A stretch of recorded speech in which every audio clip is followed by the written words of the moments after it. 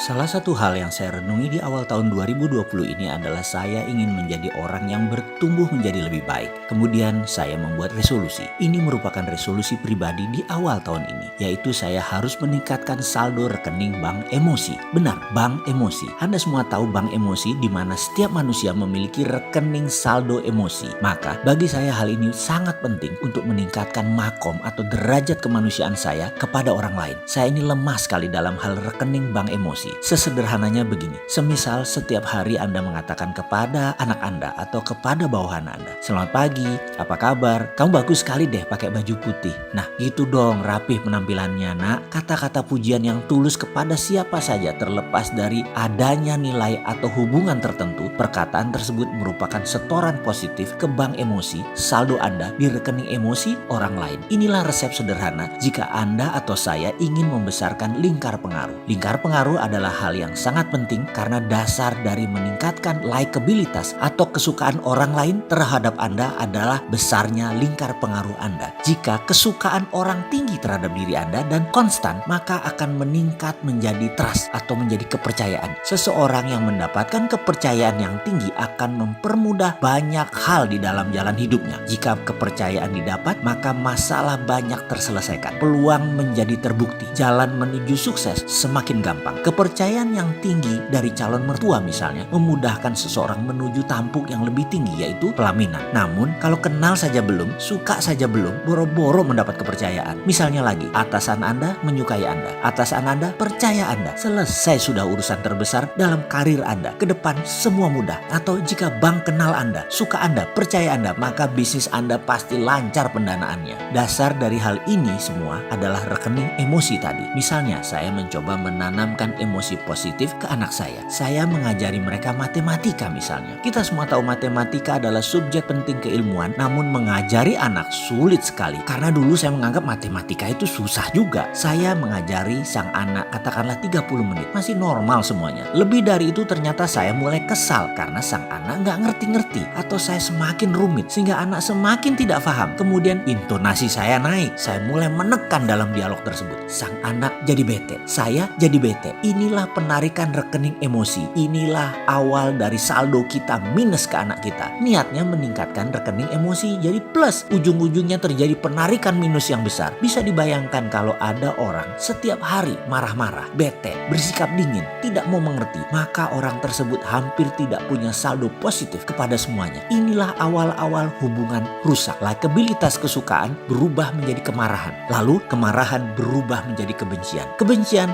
lalu menjadi ketidakpercayaan. Di kondisi ini lama pastinya jika Anda mau memperbaikinya. Apalagi mendiamkan kasus ini. Pasti akan sulit memperbaikinya. Perlu kesabaran, perlu perjuangan serta waktu yang panjang. Inilah yang menjadi pikiran saya di awal tahun ini. Rekening bank emosi saldo saya akan saya buat positif semua. Ke semua orang. Ke ibu saya, ke soulmate saya, ke rekan kerja, ke pasangan hidup saya, ke anak-anak saya, dan ke siapapun. Saya ini buruk sekali perilakunya dalam hal ini. Saya dikenal sebagai asshole di dalam organisasi, di perusahaan. Saya sangat demanding, sangat pengejar prestasi, menekan, dan bengis. Karena itu saya kapok menjadi orang yang sedikit temannya. Sehingga saya ke depannya mau belajar banyak lagi di dalam mengarungi bisnis serta kehidupan agar menjadi orang yang rendah hati, penyabar, dan disukai banyak orang. Saya terus berusaha merubah diri. Bagi saya tahun ini adalah tahun rekening positif bank emosi. Apapun bentuknya, waktu saya dengan Yayasan Rumah Yatim Indonesia akan saya naikkan porsinya. Dengan keluarga, dengan pegawai, dengan keluarganya, dengan siapapun. Pokoknya saya ingin naikkan semuanya. Untuk itu saya teringat sebuah pengalaman kira-kira 3 tahun yang lalu. Saat itu hari Jumat. Saya dan sahabat saya sedang hendak melaksanakan sholat Jumat. Kami ingin melaksanakan di Masjid Sunda Kelapa Menteng, tempat favorit kami.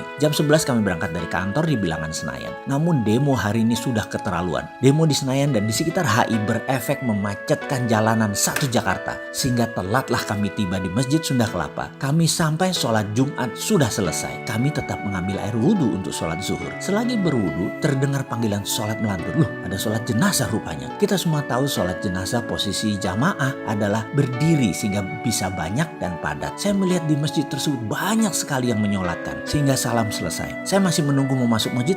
Panggilan sholat lagi. Ternyata sholat jenazah yang kedua untuk jenazah yang sama. Terlihat banyak orang tergopoh-gopoh masuk dan di dalam buru-buru keluar mempersilahkan orang yang belum melaksanakan sholat bersegera. Lalu Lalu terlihat seluruh masjid Sunda Kelapa penuh orang baru, datang dari berbagai penjuru, bahkan hingga keluar-keluar. Dan saya tahu mereka bukan yang melaksanakan sholat Jumat di sini, namun di tempat lain. Saya dan sahabat saya tadi, Mas Kirdi, hanya bisa melihat dari kejauhan. Masjid full. Saya bilang, tunggu deh, zuhurnya biarin yang sholat jenazah selesai dulu. Kami berdiri di belakang tempat wudhu. Kami melihat lagi hal yang luar biasa. Para pesolat yang baru selesai buru-buru keluar karena berdatangan lagi banyak orang dari berbagai penjuru, dan kurang dari 10 menit panggilan sholat kembali melantun. Salat jenazah ketiga untuk jenazah yang sama. Luar biasa banyaknya yang hadir hingga sholat ketiga ini sampai full lagi masjid. Ini masjid Sunda Kelapa loh. Size-nya besar sekali dan sholat jenazahnya berdiri, jadi namanya banyak ya, benar-benar banyak. Kami berdua terbengong-bengong begitu panggilan keempat dilantunkan. Bahkan sampai 5 kali. Seseorang disolatkan sampai 5 gelombang. Yang jadi pertanyaan kami berdua adalah, siapa ini orang ya? Saya bertanya pada yang telah selesai melakukan sholat tersebut, beberapa orang. Saya tanya, siapa sih ini? Mereka jawab, oh itu Ibu Anu. Saya lupa namanya. Dan sejatinya dia bukan orang terkenal, atau setidaknya orang yang saya kenal. Oh, ibu dulu guru ngaji saya. Oh, ibu dulu nolong sekolahin anak saya. Oh, ibu dulu pernah bantu ayah saya. Oh, ibu dulu pernah tinggal di Pulau Rote yang kenalin saya ke Islam. Oh, ibu dulu di Sorong, Papua dengan saya. Oh, ibu dulu pernah ke Entikong, dan seterusnya dan seterusnya. Dalam hati saya bilang, ini manusia luar biasa yang menyolati jenazahnya banyak, ikhlas, merindukan sosoknya, dan banyak kehilangan. Kami berdua tidak mengenal, namun ribuan orang melepasnya dengan tangisan dalam. Itu sebuah purna bakti yang luar biasa. Saya yakin walaupun sang ibu tidak dikenal di bumi ini, tidak banyak dikenal luas, namun ribuan yang menghadiri kubur dan sholat jenazahnya adalah bukti kesempurnaan hidupnya. Kesempurnaan karya manusia sejatinya adalah dikenal di bumi dan dikenal di langit. Ini adalah cita-cita. Ini adalah impian yang bagi saya merupakan keharusan. Masyhur fil sam'a, terkenal di langit, dan masyhur fil art, terkenal di bumi. Ibu itu pasti sudah berhasil memberikan rekening emosi positif ke semesta, ke banyak orang, ke semuanya, dan saya cemburu kepadanya. Itulah awal resolusi rekening positif ini ke depan bagi saya. Bagi sahabat semua, yuk kita sama-sama berusaha untuk terus menambah saldo bank emosi kita, dimulai dari keluarga kita lalu menyebar ke seluruh jagat semesta.